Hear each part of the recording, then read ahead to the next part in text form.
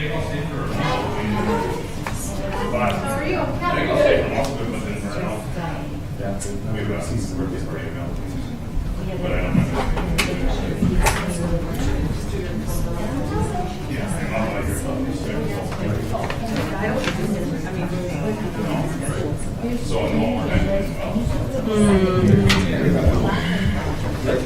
staff, I was just saying too. We are on a bakery proposal. Yes. You guys can discuss it with me. You just told us we're live.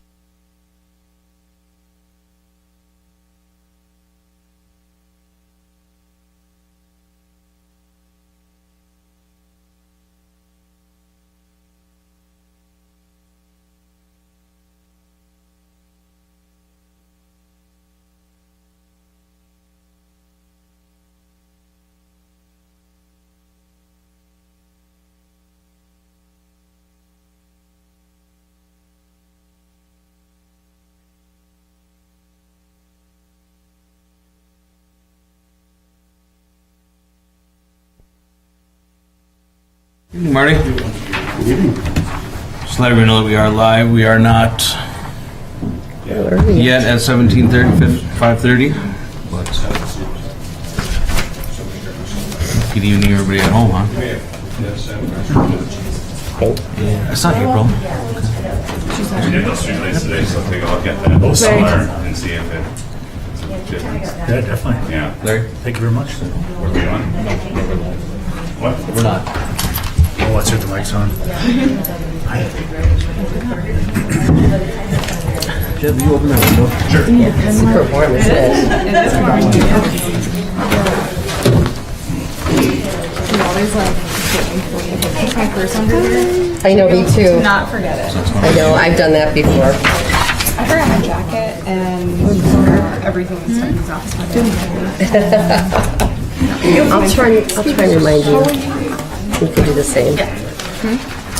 So, I honestly didn't get a chance to read this email today that we got at 3, so I don't even understand. I saw it initially too, and I read it. Okay, we're at 5:30. We'll give Travis in our minutes. Anyone heard from Counselor Baki? Yes.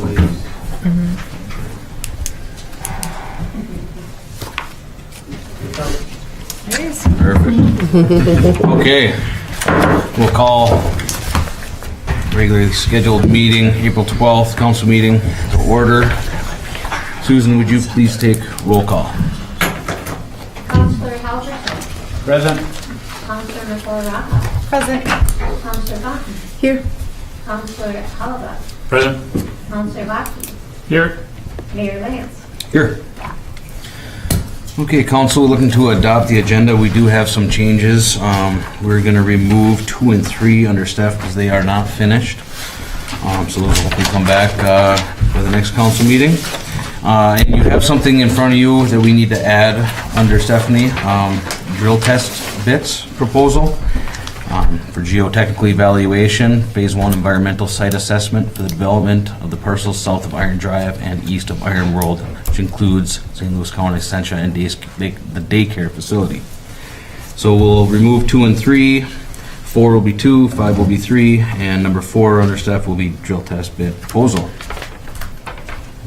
Anyone who's following along, let me know.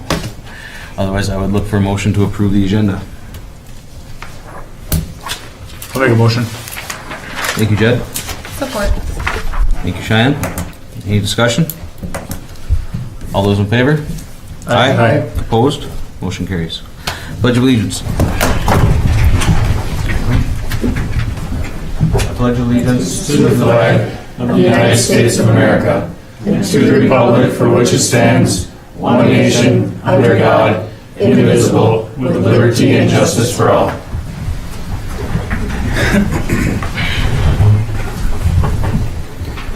Okay, public participation. I believe we have one on there. Yes. Chip Sumner. Chip Sumner? Blair, talk if there's any changes that we get. Okay. So nothing at this time then? Nothing else Okay. besides that. All right. Moving on to council reports. Councilor Halverson, good evening. Good evening, I have no report. Excellent. Councilor Fountain, good evening. Good evening. I just got a couple things. Happy Financial Literacy Month. It is for the month of April.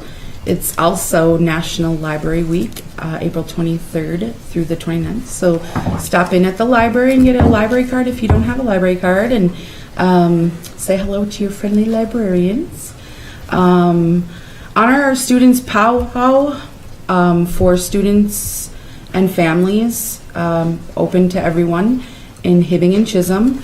Will be at Iron World Discovery Center on Saturday, May 13th. So I'd like to encourage everybody out there to come and attend if you've never even been to a powwow, and you can see everybody's regalia and honor our students. Let's see. Pretty sure you probably have all this down, but Mother's Day designer purse bingo at Valentini's. Yeah, I'm super excited. I really want to go. It's May 11th, and it starts at 7 o'clock. There's also going to be a memorial fountain fundraiser on Monday, April 24th, from 11 a.m. to 6 p.m. at the Chisholm Senior Center. Rosie's cooking famous pasta and sauce for that. Nice. So I'm super excited for that. And then Key Club. I don't know if you got that on your list. But all right. Key Club is having a donation drive for Precious Paws, April 4th through the 28th. And donation box is located in the counselor's office. So that's great. All right, thank you. Councilor Fountain. Councilor Baki, good evening. Good evening. Sorry I rushed in here. I just got done at the Community Foundation meeting where actually I found out a couple of things that maybe might pique council interest. There was some changes that needed to be made to the initial layout for the bridge. So I don't know if Shelley is at some point going to come and explain that to the council or not. But there was some changes to be made there. They had to move it more toward Main Street, I guess, this way, rather than in the middle of the bridge where they were going to have the memorial and area. So that I found out today. Also, the Community Foundation is having a fundraiser on May 18th, which I'll talk about each council meeting. It is a 1950s style sock hop burger bash, so be sure to dress in your finest 50s outfits. Just to piggyback on the Kiwanis purse bingo, that is for the splash pad. So that's a great fundraiser with that. And also, I think Bridget's not here, but she'll get some good news on a grant that she put through and put forward to the Community Foundation, so that's good also. Excellent, thank you. Councilor Nicola Raha, good evening. Good evening. Happy spring. I don't have a report. I missed a couple of meetings. I was out of town for a work event, and they just happened to land on the wrong days. So I missed a Precious Paws meeting and a Museum of Mining meeting, but other than that, nothing major. Okay, thank you. Councilor Oliva, good evening. Okay, I attended the EDA meeting. I attended the IRRR housing meeting on 329. I attended the Rams Lunch and Learn meeting. I heard from the Costin Group, who we hired as a city. I continue to meet with the business owners around town. Then I attended the Lake Country Power annual meeting at the Discovery Center last week. And I was asked to share some facts from that meeting. I'm going to kind of explain some stuff they want to get out to the public. House File 7 and Senate File 4, they're carbon neutral. The blackout bills that were passed back in February, they're fast-tracked and signed a law in 2/7. This wants our state to be 100% carbon neutral by 2040 and 85% carbon neutral by 2035. Minnesota is already ahead of the current standards as it is. The technology to fully transition to this hasn't been developed yet. They advocated for a specific exemption to allow the continued operation of the current gas and oil-fired peaking plants, and we were denied. They're advocated for lifting of the moratorium on construction of nuclear power plants. That was denied. They advocated to exclude non-Minnesota sources from determining compliance, as in no out-of-state power unless it's carbon neutral to our standards. That was denied as well. This would make our existing facilities will be that they'll be retired early when they're still providing value and are still being paid by the taxpayers, which is all of us. Battery technology doesn't yet exist at a scale necessary that would hold us to that standard and be viable yet. Blackouts in Minnesota are a major public safety concern. If this happens in the winter, property damage will occur and people may die. They took a snapshot of the power being generated on February 3rd at 6:15 a.m. It was a total of 87,210 megawatts, and these are the sources where it came from. 39% was coal, 38% was natural gas, 12% was nuclear, 7% was wind, 4% was other, was mostly hydro, and 0 solar. So what happens if we remove the 77% of those numbers? And why do I bring this up? It's our job as councilors and the city to prepare the city for long term. And with this extreme legislation, this will jack the rates for our city and directly affect the people that live in it as well. It'll be unaffordable, especially for the elderly population. And yes, we have Minnesota Power here. This will happen to all of us across the state. So just wanted to share that. Bleak news. Thank you, Councilor. Myself, I was at the EDA meeting. It has been a whirlwind the past couple of weeks. Have been busy, but I don't have a actual report for everybody. I would just like to say briefly that I'd like to thank, again, firefighters celebrating their anniversaries, Gary Milton, David Chase, Patrick Pope, Eric Olson, and James North, all with 2 years on this month. And it's kind of odd when you actually you hire 4 people at one time and you keep 4 people that are on there. So they've been great for the community, they've been great help for us, and proud to serve with them. So thank you, gentlemen. And other than that, I have nothing unless anybody has a question for me. Moving along, City Ambulance Director. Jeff, your report. No report. Fire Chief. I do have a report. Chief Masucci, good evening. Welcome back. I know you've been busy. Yeah, I've been on 12-hour shifts, so it's been tough to get here, so excuse my absence. I'll start off with our fire calls. We're running high again, which is going to put us right now at 160 through the year. We're at 40 through the end of March. 13 of those have been mutual aid calls to our mutual aid partners. 26 have been our own Chisholm bulk and unorganized. Our engine 1 was down for a couple days. It was towed in. We had a couple electrical issues. Got it back, so that's a good thing. We do plan on burning on the east entrance over by the Bruce Mine head frame if the weather permits and everything gets. I'd like to get that ready for Larry. I know you were asking about that. Make it look nice over there. I do plan on putting a truck committee together soon. I'd like to at least get discussions start on best route to go, replacing our aging rigs. Now if the public safety building is a go, we got to start having that conversation, whether it's new, used, or whatever. But the committee will come up with some ideas and bring it to council for discussion and present it. And it's not going to be overnight, obviously, but just things to put in your ear. And then we do have our firefighter banquet this weekend for members and retirees down at Jim's. So that should be a fun night for everybody. That is all I have. It's actually been just kind of steady, so nothing too much more to post than that. That's all I have. Any questions? Thank you, Chief.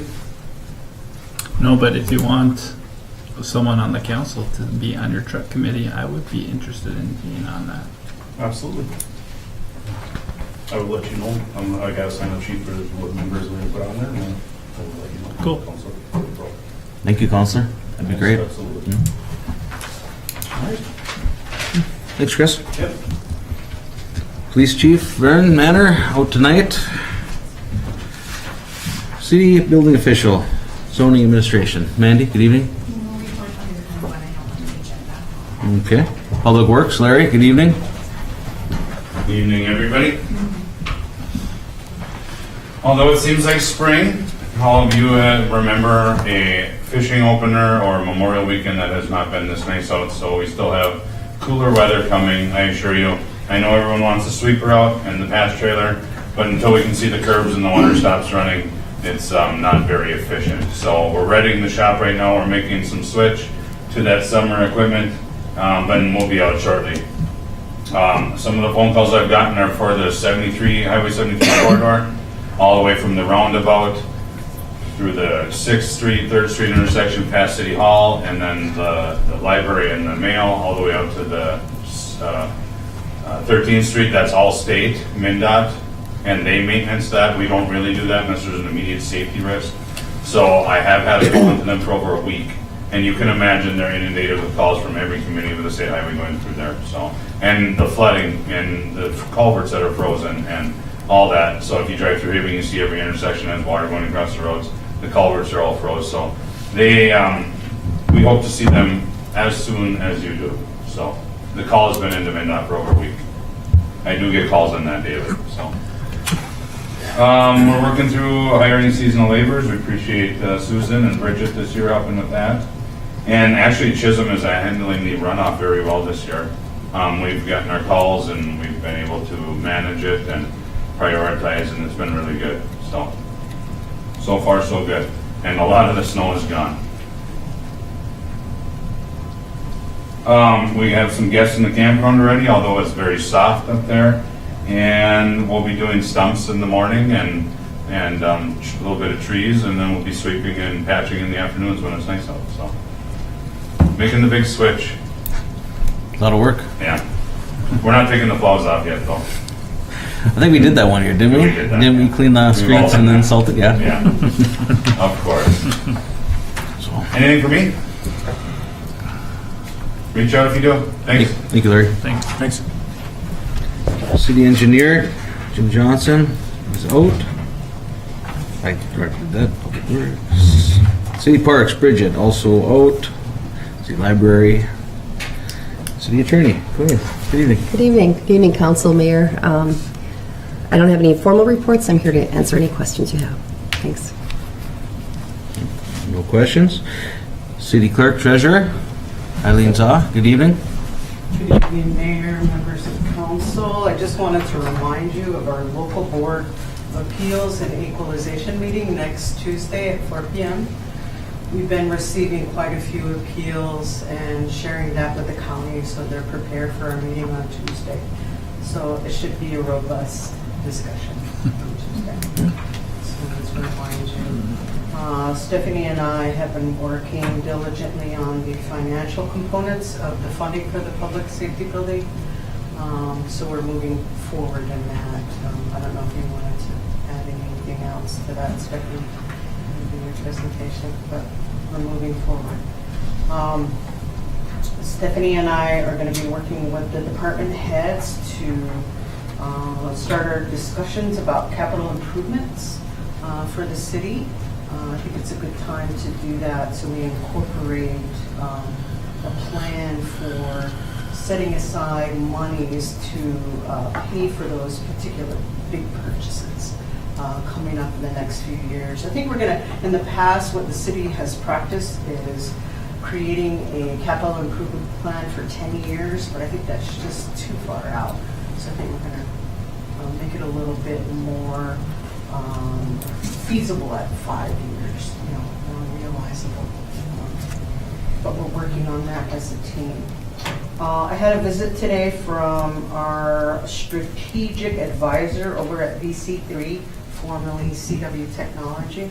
His name is David. He does that every quarter. He comes over and provides some information about how our systems are performing, how the tickets are being resolved for any issues that we experience using our software or our computer systems, our printers. And he also provides information about capital improvement dollars that we need to set out. He gives a budget on replacement of desktops or servers or whatever switches, whatever we need to maintain our IT infrastructure. So he raised an important point that just following Chris's comments about talking about the needs to fulfill the fire department's equipment over at the new public safety building. We need to have discussions about the internet, or the cabling to facilitate our internet and computer systems there. They want to be involved in that. So, and this is something I didn't get a chance to mention to Stephanie, but we have a meeting tomorrow, so I'll make sure to cover that with her. So, what else? Oh, Misty is going to be returning to the office on May 1st. Can't believe it's already been almost 90 days. So she's coming up pretty soon. And that's all I have. Any questions? Thank you, Eileen. Thank you. City Administrator, Steph Scrabble. Good evening. Good evening. I have a couple of things. Since Bridget isn't here, I'll mention that Redhead right now is closed, kind of for the shoulder here, until the ground can dry out and we can open up for summer biking. So right now we are closed at Redhead. I do want to mention that the League of Minnesota Cities had a training day yesterday that some of our staff was able to attend. They put on a really good training. The league does a great job, and we're fortunate that they had that in Virginia, so it was easy for us to attend that. Just to piggyback a little bit on what Eileen said, we are moving forward with the public safety building financial side and other requirements that are needed. The groundbreaking will be coming up soon, and hopefully about a month or so, depending. We do have to demo the existing building, so that will be the first thing that you'll see. You probably have already noticed there's been some trees taken down. So that site is getting prepped for that building. I also want to mention Chief Manor is not here today because he is presenting at two different conferences in today and tomorrow on the Nancy Doherty case. So that was a big victory for the city and for him and for our police department. So he had the opportunity to go and present that case. And I think that's all I have. Unless there's questions for me. No questions. Well, congratulations to Chief Manor again. Yeah, great, diligent, hard work, and yeah, staff is very busy. So thank you all. Moving along to consent agenda, which consists of our bills, communications, which conclude St. Luke's Occupational Health Clinic new clinic manager, February 16th, 2023 HRA regular meeting minutes, March 3rd, 2023 Chisholm Fire Department meeting minutes, March 6th, 2023 Planning Commission meeting minutes, minutes of previous City Council meeting, March 22nd, regular meeting, and March 23rd, working session, payroll and overtime. Your total payroll. Well, unless there's anything, corrections on the consent agenda, I would look for a motion to approve. I'll make that motion. Thank you, Travis. Second. Thank you, Marty. Any further discussion? All those in favor? Aye. Opposed? Motion carries. No unfinished business. We'll move right into Mandy. Good evening. New business, adoption of the final zoning map and text amendments. So we're finally here. I did provide a copy of the final zoning map for everybody, and there's one here. I also did just a little write-up on what we actually did for zoning changes, and we can go through that just in case there's any questions. The first zoning change was where our public safety building will be, and that was zone mining, and we rezoned it. We are requesting to rezone it to public use for our public safety building, and that's right along the lake.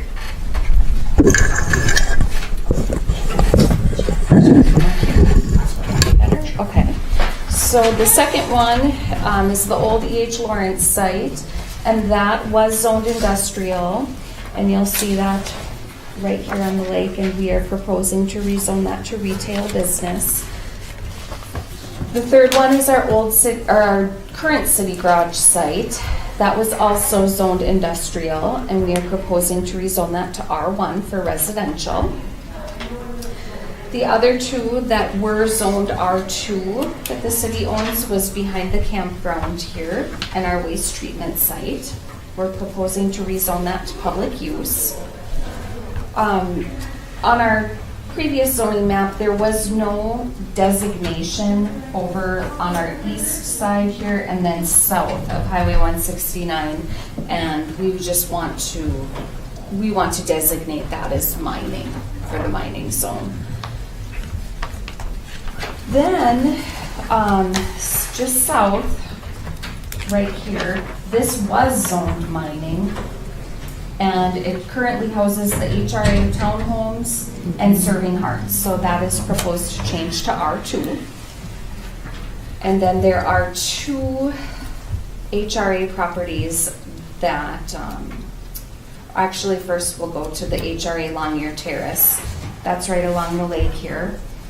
And that is proposed to R2 from public use. That was public use. And then also Heritage Manor was zoned public use. So we'd like to go through and rezone that R2 residential. There are 2, one HRA property and then the Roosevelt Apartments that are directly in town here.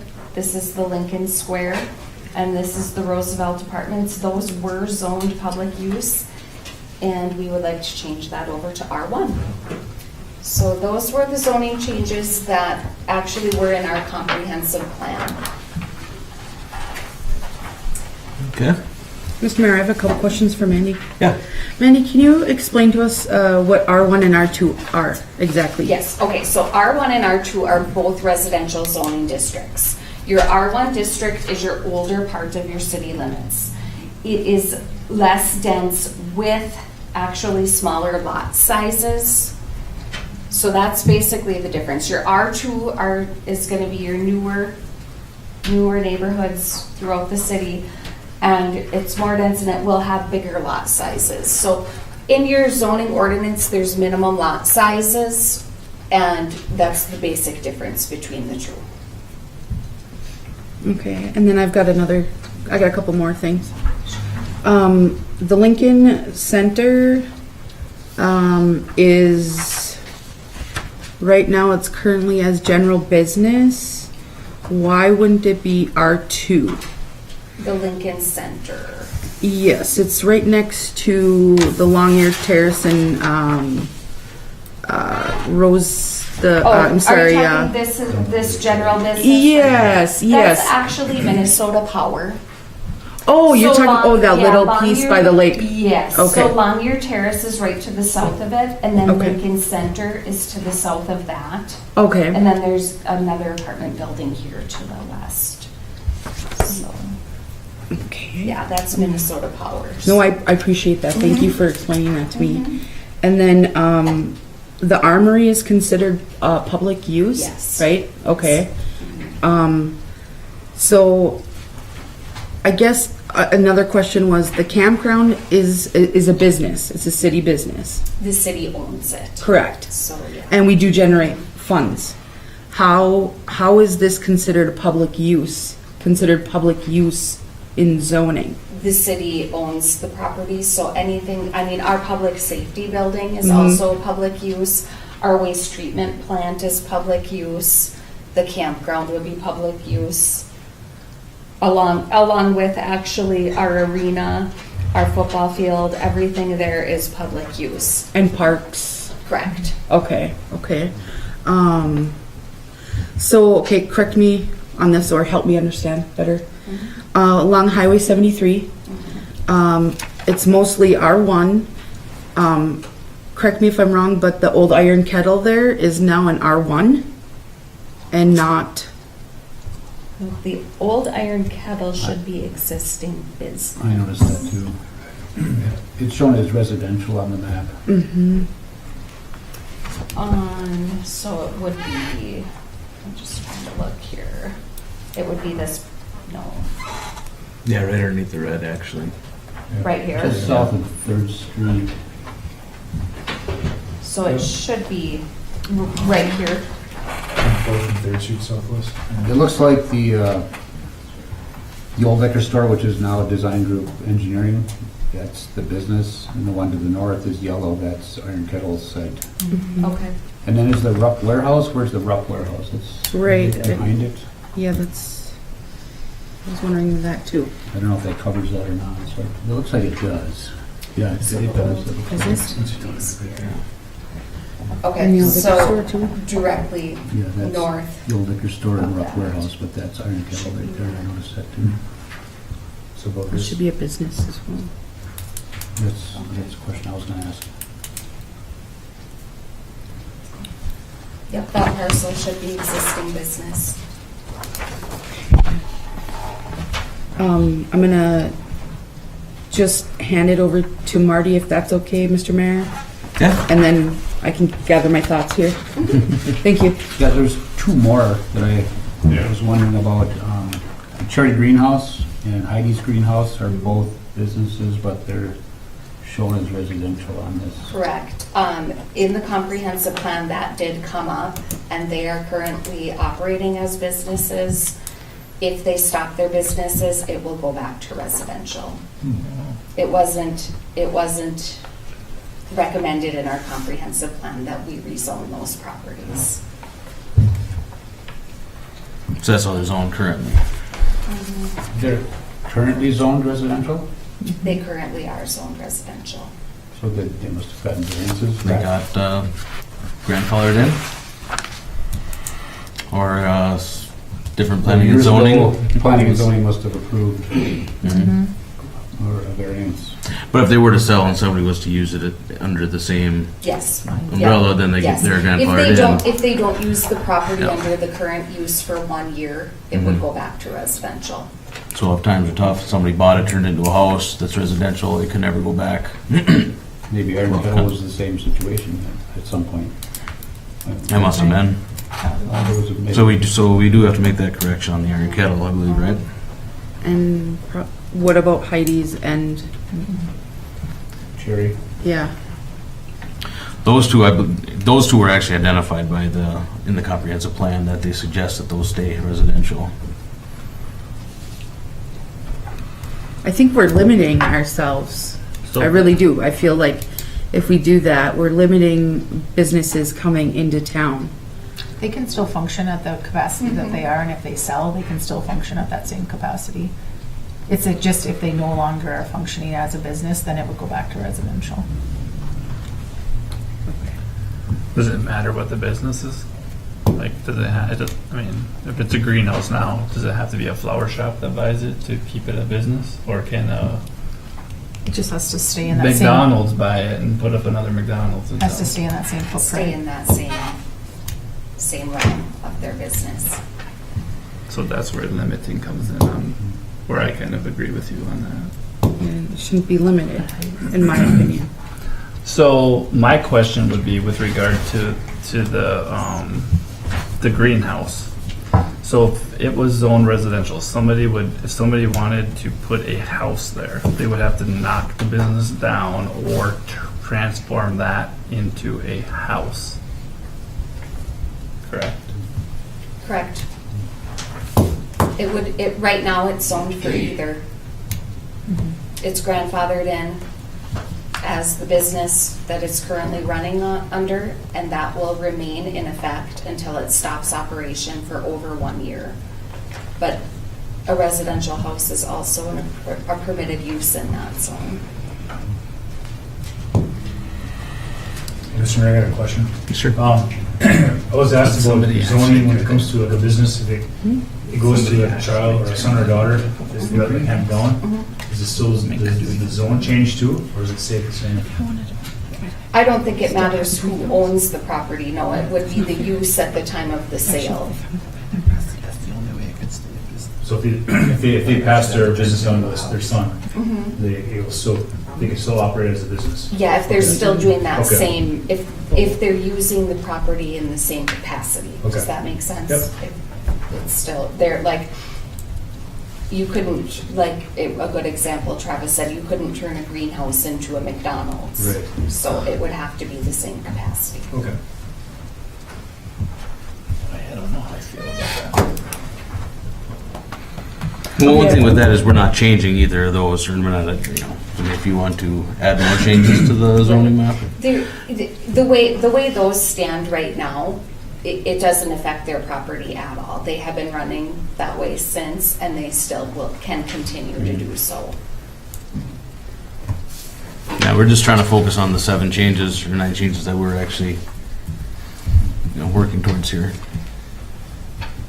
Okay, so just remind me one more time about the grandfathering with regard to the E.H. Lawrence site. So if the property is handed down and it is used in the same capacity as it had been operating under, that is grandfathered in. If it stops use at that capacity, then it goes back to the RB zoning. So you would, same line of work would be like car repair type of, old classic car type of thing, what I would assume. Automotive. Or would it be construction? In my opinion, they were operating a business office there with a construction company and a car Okay, rehabilitation. Is Sure, that sure, how I would okay. say it? all right. Or if you wanted to look at making this whole area on the, 73 corridor a general business. We are looking at developing, but you do have a lot of residential homes in here too, so you want to take an effect of, somebody now all of a sudden has another McDonald's right across the street from them in their backyard. But there are also other buildings in town for sale. If somebody just wants to come in with a business, all you need is money. I just have 2 final comments. On that 73 quarter, we've been working with MnDOT to maybe get that totally redesigned and rethought of and open that up to whatever kind of development we see fit. And then just notice this now, it's these old right-of-ways in here that are shaded. They don't really match any of the colors, so. Those are old right-of-ways. We did talk to the map designer on that as well. So the people, this is probably an old road or an old railroad. Have people bought those lands up and put houses and garages on them, or is it still all vacant along that strip? Actually, I think people own those properties and houses and garages sit on them. And I actually have 2 requests coming up to the Planning Commission to vacate old railroad right-of-ways. So does the color mean anything on this, I guess is what I'm asking. It does, What is yeah. We did ask her to adjust that, and she wasn't able to because of the fact that our GIS system still recognizes those right-of-ways on our grid, on our map. So what is it zoned for right now? Well, that's all residential. There's just the right of way. The right-of-way is shaded. So they need to come to us and then go to the, not the auditor, but the St. Louis County. I had the same thing on the north side. There was an old, railroad that went between just the identifying house and the those. garage. Yep. So they go with the underlying or surrounding zoning, Correct. but some of the right-of-ways might still actually be owned by, who knows who. Yep. Okay, all right, thank you. Do you have another one?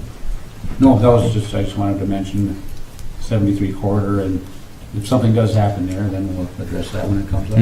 Absolutely. Mr. Mayor, I got another question, if that's all right. Yeah.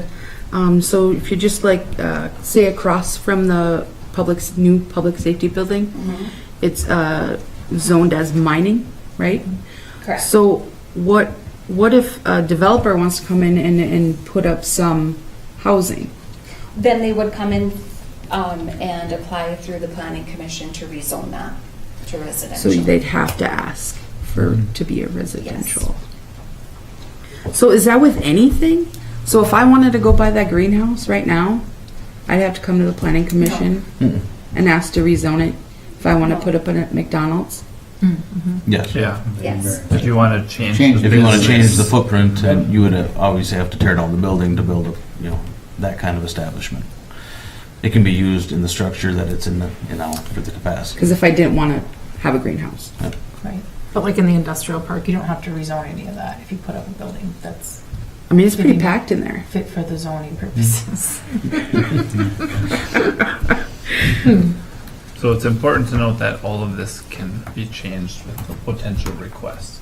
Yes. So it's not written in stone. Yes. A property owner could apply to the Planning Commission for a rezoning request. And we're not changing what the- happen at that time. Like the greenhouse, that's already, we're not. Well, I'm just like throwing that out as an, you know, an example, or like if I wanted to build apartment buildings in the zoning of mining. Then You you would know? have to come to the planning commission. So, but are we, or are we not limiting ourselves right now? I don't believe so, no. I mean, they are still allowed to operate as they are. Well, I would kind of just piggyback on that quick. I mean, zoning is limitations, that's what it is. So there, yes, I mean, there is limitations on all of the zoning within the city. It's just as far as how you do it and where you want those type of businesses or residentials or what that looks like. But that's the concept of zoning, is putting limitations on properties. So then, the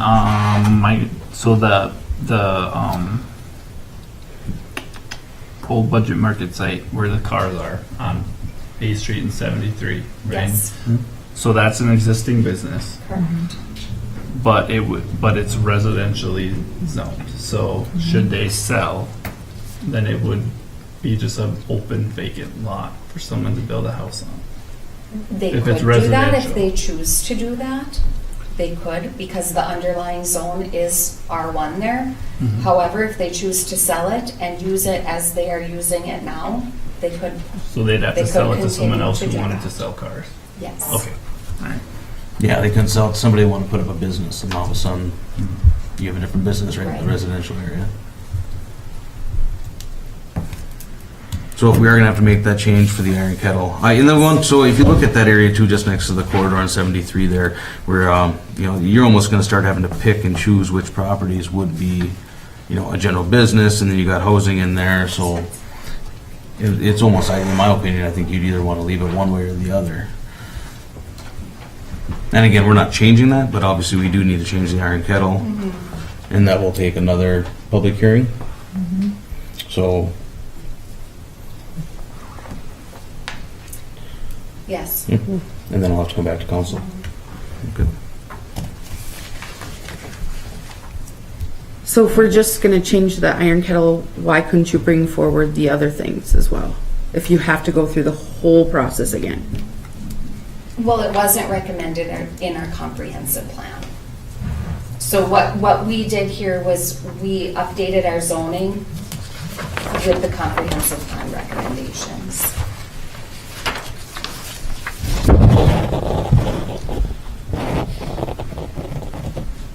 If the council decides they want additional changes, that's the council's decision to make. But And so if we want to do like that, we Mandy should probably said, take that now. we followed the recommendations. So we were just trying to put everything into work for the 2 years that we worked together with, those folks. So if anybody wants to make any changes to that. Mr. Mayor? No, I think overall they did good work, and they make good recommendations. No, but you're right, it doesn't mean necessarily have to follow 100% if we see something that we feel strongly about. We have that option. So But council? But I want everybody to understand, if you were to go and spot zone those businesses that are operating now in a residential area, a McDonald's could very well be in somebody's backyard. So. And if you start and changing that is the here, reason for zoning, so.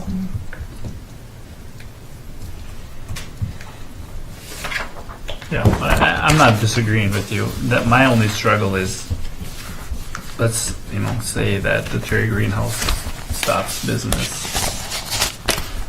I don't necessarily see someone buying that and then knocking it down and building a house or turning that into a house. And I could be wrong, but I just see a vacant building for who knows how many years. I guess that's where, I know it can be changed, I know it can be, which is good, which is great, which is probably, I'm not going to argue against it the way it's zoned. I just think that that's a little bit of a barrier if I'm looking. So there's obviously some pros and cons too, but if you look at that and leaving it the way it is, if someone does want to, they have to come back to the council and ask for permission and Right. make sure it's cleared. I mean, otherwise you could have another Dollar General that come in right across the street, it's another Dollar General. Correct. And you can actually, prevent that from happening. And we Right. can look, actually, this doesn't fit our vision of the future, so. Yeah. So I think that leaves us a little more control, leaving it the way it is. Yeah. I mean, it can always be changed, so I mean, I'm not gonna, So if, to eliminate having to do this a third time, any additions to the iron, besides the iron kettle? We obviously have to change that. I know it's vacant lots behind that, that are privately owned. And I don't believe they have any use or intentions of bringing in business. But if everyone else, I think there's any more businesses other than that rough warehouse, right? But I think that's in that. to the south, right? shaded- Yeah, I think Yep. it's in there. I can't think of any other ones behind there. What about Lakeview up here? Businesses are across from Servant Hearts, is that a big empty lot? Trying to think what that is, right there too. They were running as a business prior. Oh, prior, okay. Yeah, Okay. that's why their spot, yeah. Okay. That all of these were like little mom and pop So that needs groceries. to be changed, right? So from years ago, okay.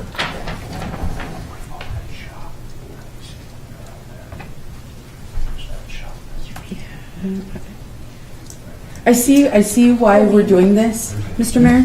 Like, I understand why we should put this in place. I understand.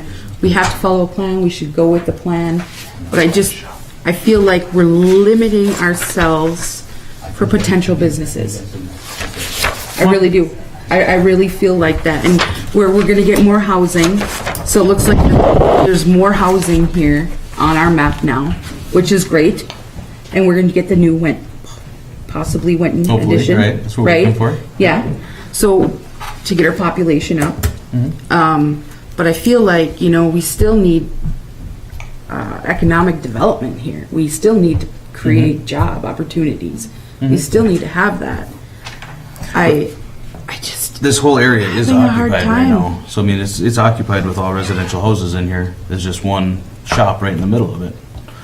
You don't want to rezone this to general business, and then if somebody sells their house, you can't put up a new house in there. You'll be limiting housing too. But at least this way, you only have one business that's in there.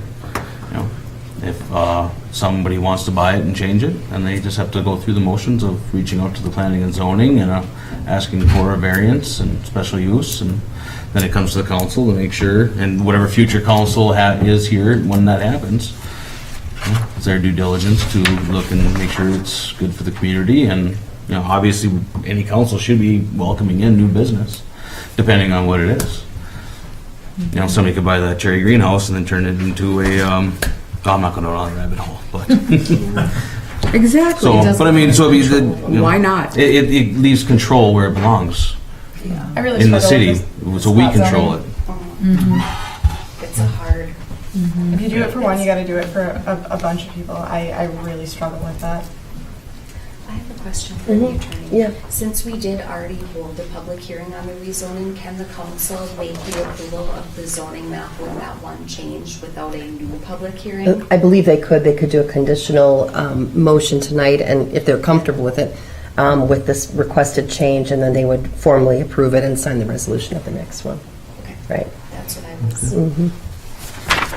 Well, for now, I would ask for a motion to approve the map with the change of the iron kettle. And if there are any changes of future use, that's something that just comes back down, follows the motions of going to planning and zoning, and letting our commissions do what they're tasked with doing. Mr. Mayor, I'll make the motion to approve the new map with the descriptive changes in the text and with the one amendment to the one iron kettle property. Use that map. Do we want to do the text amendment? You were meaning the text amendments? I don't know if that all has to go in one motion. I or- think we should do the map in one motion and Yes. then the text Yes. in the second. Okay, we'll make a motion to approve the map with the one change to be made at the iron kettle parcel. Okay, thank you, Marty. I'll second. Joe Strauss? Thank you. Thank you, Jed. Any further discussion? All those in favor? Aye. Opposed? Nay. Motion carries. Moving on to the text amendments. So, Mayor and Councilors, in your packet, you will see two ordinance changes to the text amendments. The first one actually defines our new mining district, which is currently right here and here, and then that text amendment defines our mining district, and then the next ordinance goes through a conditional use permit process that any applicant would have to go through if they wanted to build anything in our recreational tourism overlay district. In the text amendment for the recreational tourism overlay district, it is required that upon application of a conditional use permit that mineral right owners are notified, and they will be invited to that public hearing to comment.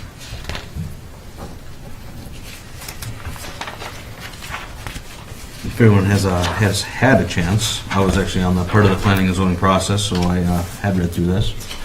I imagine there's going to be a couple questions.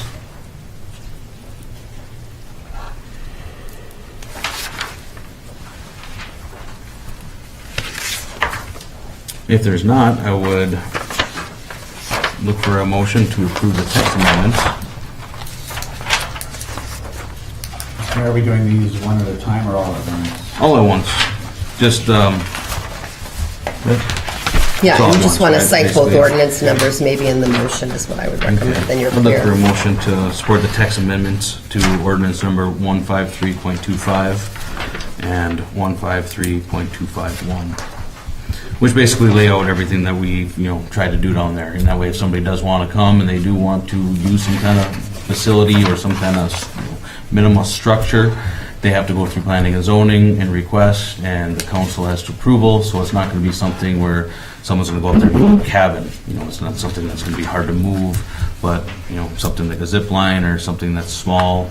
I love a zip line. But if somebody wants some low impact, I think what we're looking for, so. And again, it puts a lot more control onto the planning and zoning and the city council. The one other thing, Mayor, I noticed they didn't put an effective date on here. I don't know if you want to put that as part of your motion too. I know that might need to be clarified.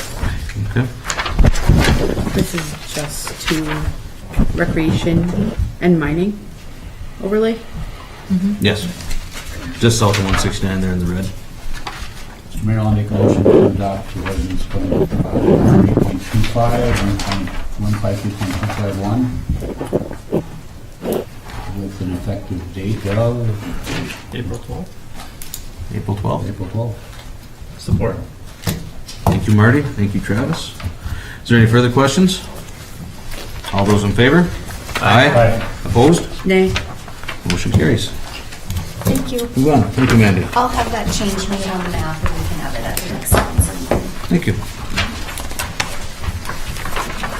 Okay, moving on. Gambling revenues and update. Ms. Zob, welcome back. I'm so excited. This is your agenda. So included in your packet, I provided a couple of documents. One is the current status of gambling revenues as of March 31st, as well as some detail from the state that provides us guidance on what we can use these dollars for.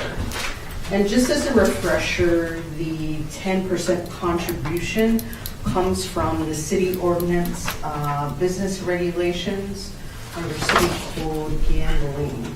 Section 15 states contribution of net profits to fund administered by city, which stipulates the 10% contribution that we can collect. Just to give you some context. So as of March 31st, 2023, we have $17,422.53 in that fund. And these numbers, if you'll notice under total payments received in 2022 of $14,562.42, that that's what was reported to the state as part of our annual reporting of the lawful gambling contribution fund. So just so you know, we tie all the numbers to all the appropriate regulating agencies. Okay. So I thought I would give you that information. We're currently collecting or receiving contributions from the Elks Lodge and Andex. So those are the two contributors.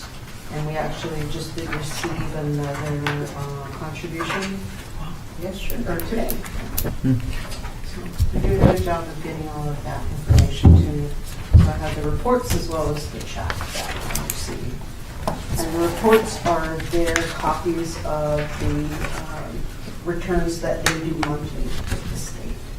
So you're welcome to view the records at any time if you'd like, or I'm happy to email them to you. So I thought, we could just have a short discussion about what, some ideas about how to utilize these funds.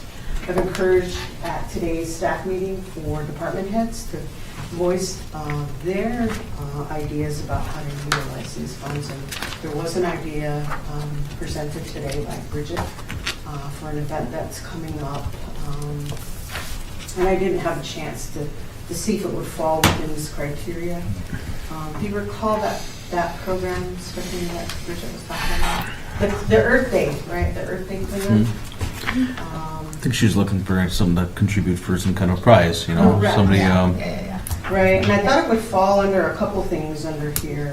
So, but one of them will have to get approval from the Department of Natural Resources. So, I just thought council might want to throw some ideas out there that I could take a look at, research, document, or not.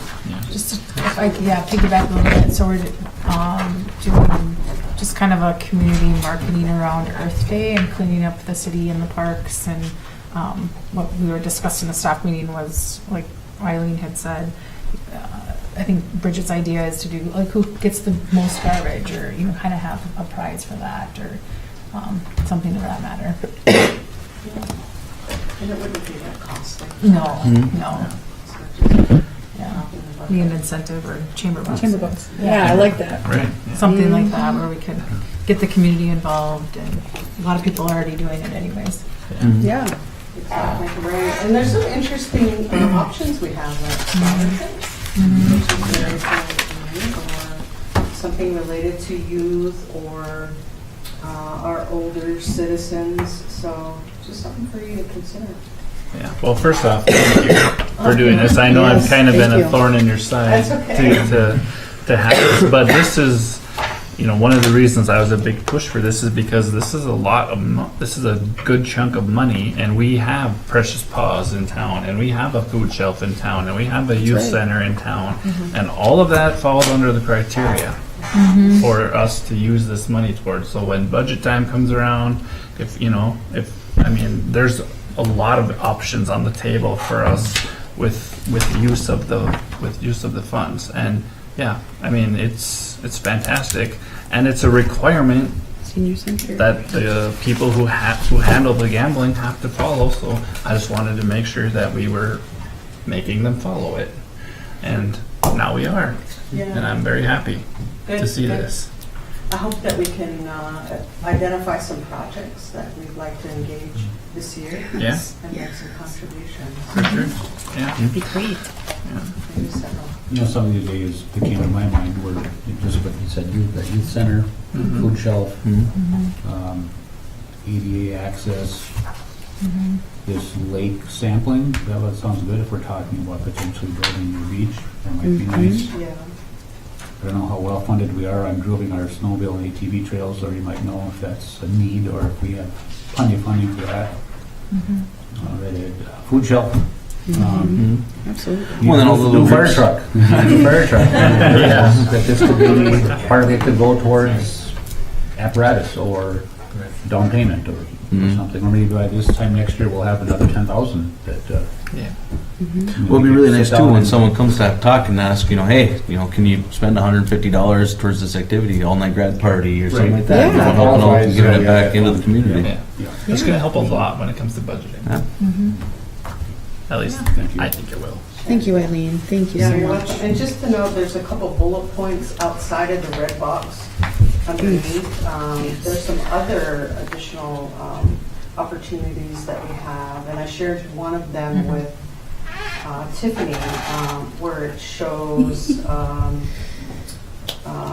pay to train police, fire, or other public safety related services. So, Yep. that's good an stuff. additional option. So. That's good, because we actually did step up and did that for a lot of the EMTs that came through and reimbursed them for their training, so. Right. Excellent, good catch. Anything else you guys want? Thank you, Eileen. That's all for me. Anybody else have anything? Thank But you. yeah, I think we should Thank actually you. probably put together a working session or add it to our next one and bring a bunch of ideas, so, thank you. Thanks, Evan.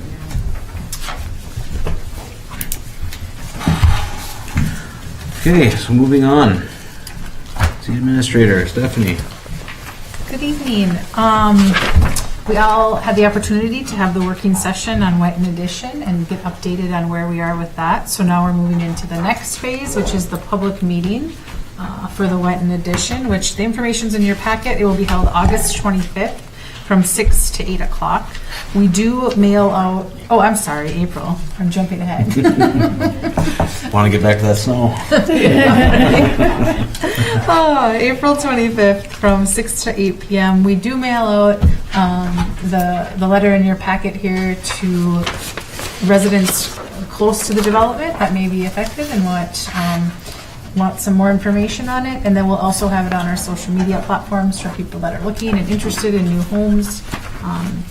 Bob will be there and give the great presentation that he gives, and then that will give us to the next step to moving closer to having Wetton Edition a reality. So I just want to give you an update on the time and date of when that is being taking place, and it is at the IRRR Mineland Reclamation Building on the MDC campus. So I have had some calls. The residents have just, I think, started receiving their letters in the last couple of days, and I've had some calls on it. So yeah, moving forward with that. Thank you. Do we need to make that a working session if the council decides to show up? It would be a good idea. I mean, you could, if you're all planning to attend. I plan on attending. Anybody else? Ed? Diane? Might as well then. So then we'll have to make sure that we schedule that as a working session. Everyone come in and sign. Thank you, Susan. When's our next meeting? The day after. So we better make it a working session now, right? Yeah, you can add it. Can we do that right now? Yeah. Oh, miscellaneous, there we go. Okay. Any other questions about the Wetton Edition? Okay, moving on. As some of you may already know, the EDA has been working with the St. Louis County on 16 West Lake Street, which was a tax forfeited property on our main street. That building, the county had decided to use that as a pilot project to renovate. Basically, they gutted the inside, they put a new roof on, did other improvements to get that building back up for economic development purposes. And we are to the point where the EDA will be purchasing that building with funds, with the EDA funds outside of our general budget. And we will be looking for a buyer for that property. So the St. Louis County is done with the work that they are doing with it. This is a great opportunity because if the county did not decide to go this route, that building probably would have been demoed and unfortunately would have been another hole in downtown. So I feel like this was a great opportunity for us. I do need approval from council just for the purchase of that building, but like I said, those funds will come out of the EDA account, will not come out of the general fund, and it will all go through the EDA. And if there's any questions, I'd be happy to answer them. So first off, I'd just like to say thank you, Stephanie, for all your hard work on this and working with the St. Louis County. It's a very exciting project, something that more economic development that we're going to be able to help manufacture in town. So the EDA has been engaged with this for probably over a year now. Huh? Yeah, it's valid. Yeah. So unless there's any further questions for Stephanie? I just got a couple. Sure. First of all, thank you, Stephanie. This is great news. Yeah, And I'm so thankful that they're done with that. And Julie Verchak, and thank you to her as well.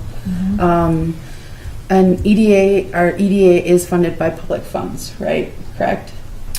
The EDA, so we have a loan program we have a revolving loan program. Those funds were originally, I don't know exactly where those funds had come from. I think some had come from IRRR. There was grant programming that originally, but I don't have the answer where all the funds have originally been generated. So I guess I should probably just ask this question. The funds that are purchasing this building, are they going to be from the city of Chisholm, like the residents funding, or is this coming from like another funding source that you have? Correct. It comes Okay. from a different funding source, so it is not tax dollars from the city of Chisholm. Okay. Yes. Yeah. Yep. It will not come out of the general fund. Thank you Yep. for the clarification. Mhm. Appreciate No it. problem. Any other questions? Good work. I was part Yes. of this before Jed took my spot.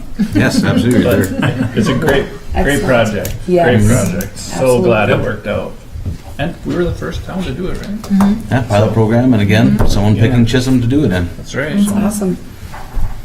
Yeah, and just to follow up from like the financial question, basically we'll buy the building and we'll sell the building, so we will recoup those funds back into the EDA too. So if we do Awesome. it again. That's great. Yeah, that's great. And I think it's a great example of what we can do downtown to Mm-hmm. Yes. Yeah. encourage new Businesses. businesses. Right. So I'd look for a motion to approve, to allow the EDA to purchase St. Louis County Building at 16 West Lake Street. I'll make the motion, Mr. Mayor. Thank you, Jed. Support. Thank you, Cheyenne. Any further discussion? All those in favor? Aye. Opposed?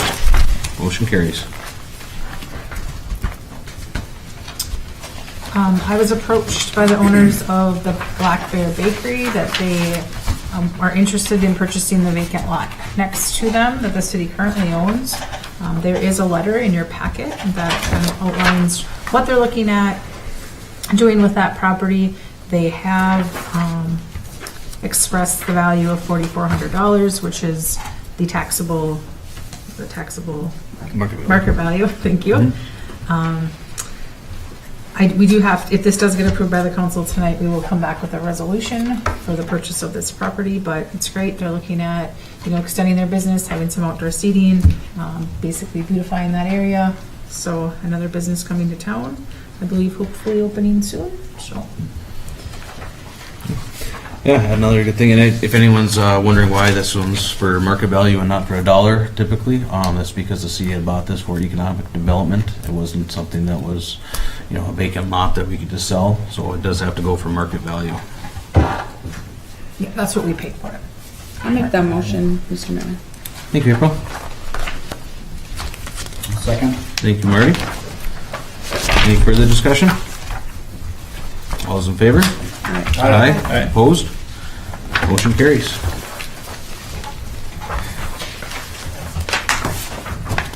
And that's the drill test bit. Okay, I apologize for getting this to you late, but this is a project also coming out of EDA that we have been talking about, I think, since I started working here. So it's exciting that this is moving forward. What it is it's contracts for Braun to do geotechnical evaluation for environmental site assessment for the property next to Delta. So basically what we're doing is we're testing that site to make sure that we can have development on it. And this is the first step to moving forward with the daycare facility, the St. Louis County building, Essentia building, and then there will be some secondary businesses within that development.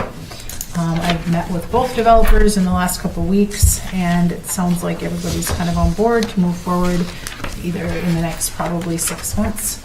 So these projects are moving. Like I said, this is just the first step in it. I do have grant funding for this the cost on both of these. And I have $5,000 budgeted out of the EDA budget, and then I have grant funding to cover the rest of it. So I'm just looking for approval that Braun can move forward with that, and we'd be looking at, they would be on that site the beginning of May. Attorney Lindsay has been working with the Delta attorneys to get a site access agreement on that property, so everything should be good to go. So it looks like the two costs, with the one proposal is $11,500, And there's a 20. and the $2,700 for the second. Correct. Again, Stephanie, thank you very much. A lot of work has gone in, a lot of back and forth, trying to work in between as the city coordinates and facilitates this, which is Stephanie facilitates this, working with Essentia and the county and private developers and the attorneys, so thank you very much. Again, this is going to be great, and great development in Chisholm. Everyone should be excited. So unless there's any more questions from Stephanie, I think that we should look for approval. In the amount of $11,500 for Braun Intertech and $2,700. Make that motion, Mr. Mayor. Thank you, April. Support. Thank you, Cheyenne. Is there any further discussion? All those in favor? Aye. Opposed? Motion carries. Thank you. Thank you, Stephanie. Okay, moving on to myself. Request for citywide festival Dock Moonlight Graham Days, beer tasting fundraiser on May 5th, 2023. So, again, I think we talked about the beer tasting festival that's going on through town. Again, the Chisholm Area Chamber of Commerce is always busy. As much as said, it's going to be a great night. I hope everyone's around and picks a sporting team or an establishment to patronize and, hopefully enjoy a nice, beautiful weather. With a Minnesota sports team. Yeah. So that's kind of cool. Yeah. And blue streak. Ooh. Even though it didn't make the poster, there is a blue streak. It's a Minnesota sport. Yeah. There you go. It is. So I would look for a motion to approve that citywide festival, May 5th, 2023. You want to set a time on that? Sure, what time does that start? I want to say 5:30 usually. 5 o'clock, 5:30. Can we just set it from 4 to 10? Or 4 to midnight? Now 4 to 11. How about that? Get people off early. It carries on. It carries on. We don't want to carry too long. I've been to those things. So 4 till midnight would be appropriate. Yeah. Okay. I'll make that motion. Thank you, Travis. Support. Thank you, Cheyenne. Any further discussion? All those in favor? Aye. Aye. Opposed? Motion carries.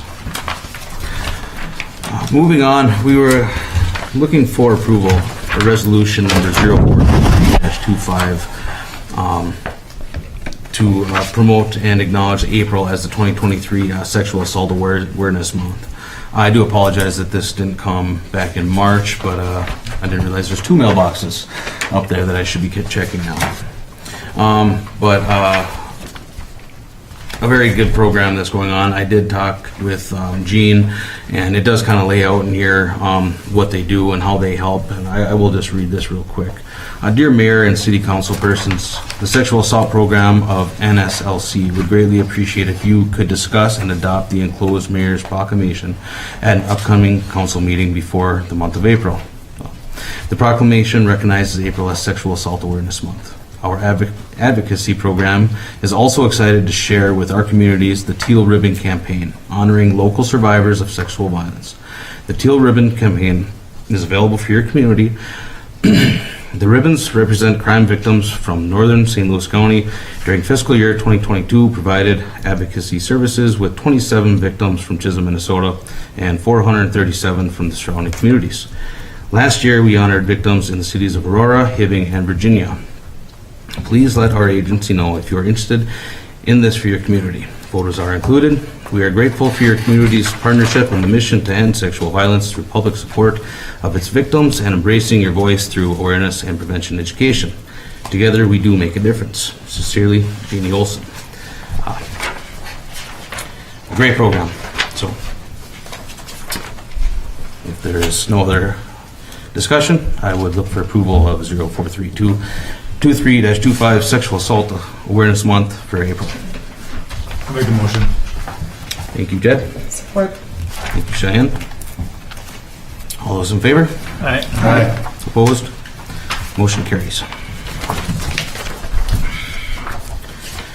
schedule a working session May 2nd, 2023, 5:30 at the Senior Center for the Strong Towns Community Action Lab. Obviously, with the snowstorm that came through, it got canceled, so we would be looking to reschedule this.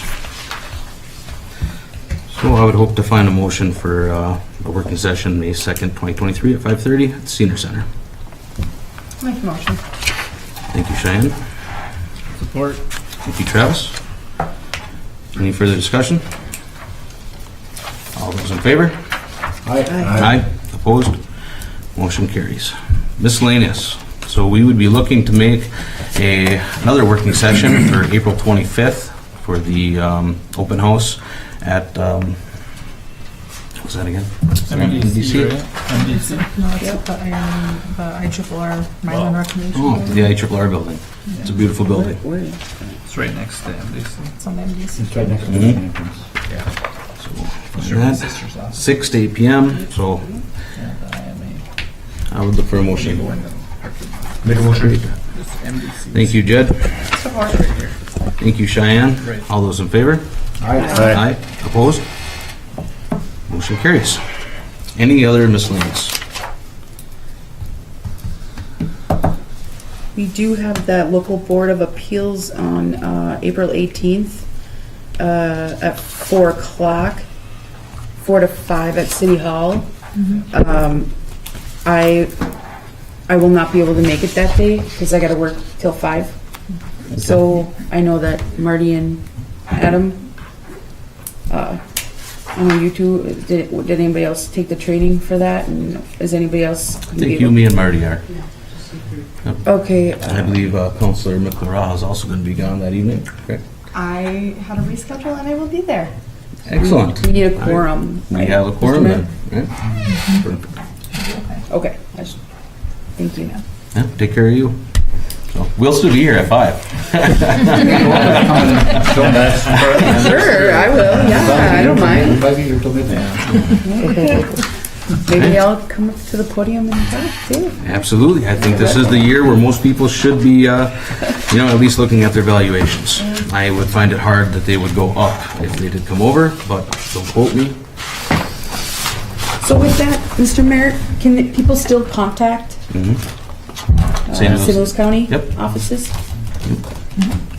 All the way until, I don't know, it's not proper practice, but I think even the day of. Isn't it? So they can contact us also at the city, and we report anything to the county, so they have that beforehand of the meeting. And we would recommend that would be practice to do. You don't have to. You can still come to the meeting with your inquiries, but if you do beforehand, then the county would have all that information. So Susan's been updating the county on anything that we have received to this date. So what would they have to do? Just call up here, and who would they speak to? They can do either. They can call. They can speak to myself, Eileen, or Susan. Okay. They can also write a letter. Okay. Yep, we've had, that's probably the most common, is they can write a letter, they can write an email, they can come up and talk to us. Basically, we'll take it any way. Awesome. And they can also contact the county directly too. So, and you will see, hopefully have some resolve when you come to the meeting if you do so beforehand. Yeah, and you can advise that it's real simple. You can just say how you feel, my property values, and give it to us in writing. It's pretty simple. Okay. Thank you. There's anything further? Well, I would look for a motion to adjourn. I'll make that motion. Thank you, Travis. Support. Thank you, Jed. All those in favor? Aye. Aye. Opposed? Motion carries. Everyone have a great night. You too. Thank you. Adam, do you have a gavel? Do you have the gavel? I do have